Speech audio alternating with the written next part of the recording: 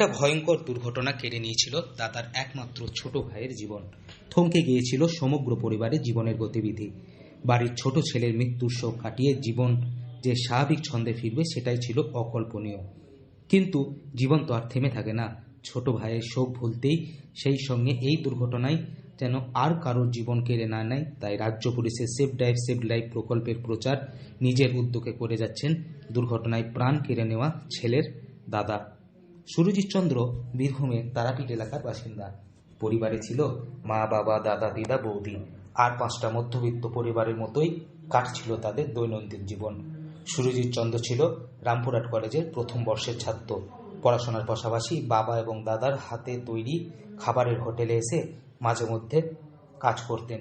তবে 2020 সালে দুর্গাপুজোর অষ্টমী কেড়ে নিল একটি তাজা প্রাণ। এক চোখের পলকেই অন্ধকার নেমে এলো গোটা পরিবারে।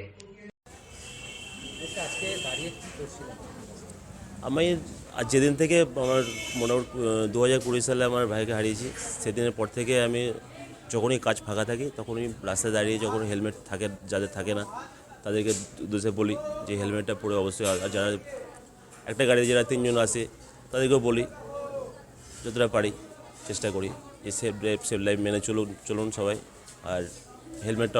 পেট্রোল পাম্প থেকে তেল ভরে বেরোনোর পথেই বাসের ধাক্কায় রক্তাক্ত অবস্থায় মাটিতে পড়ে যায় সুরজিৎ চন্দ্র আর তার বন্ধু। মাথায় আঘাত লাগার কারণে সেখানেই মৃত্যু হয় তার। আর তারপর থেকেই দাদা এই অভিনব উদ্যোগ শুরু করেছে। দাদা আমাকে বললো হেলমেট পরে বাইক চালাতে। দাদা নিজের ভাইকে হারিয়েছে 2020 সালে। গতকালকেও আমার ভাই অ্যাক্সিডেন্ট হয়ে মারা গেল, নিজের কাকার ছেলে। তা আমি এই এক্ষুনি বেরিয়ে এলাম, এখানে বাড়ি আমার, এখান থেকে বেরিয়ে এলাম, সামনে গিয়ে হেলমেটটা নেবো, হেলমেট পরে যাতায়াত করবো। হেলমেট পরা তো ভালোই। এই যে দাদা যেটা বললো হাত জোর করে যে অনুরোধ করলো, এটা ঠিক? হ্যাঁ, এটা ঠিক করেছে দাদা। দাদা অবশ্যই ভালো বলেছে। দাদা নিজের জন্য বলেনি, সবার জন্যই ভালো বলেছে, আমার জন্য ভালো বলেছে দাদা। আমার নাম রামিজ রহমান। কেননা ওই পুজোর অষ্টমীর দিন মারা গিয়েছিল। তোমার ওই পেট্রোল পাম্পে গিয়েছিল, পেট্রোল পাম্প থেকে তেল ভরে জাস্ট বেরোচ্ছিল আর একটা বাসে আঘাত করেছিল। ওরা 2 জন ছিল, দুজনে স্পট ডেথ হয়ে গেছে ওখানে। তো ওদের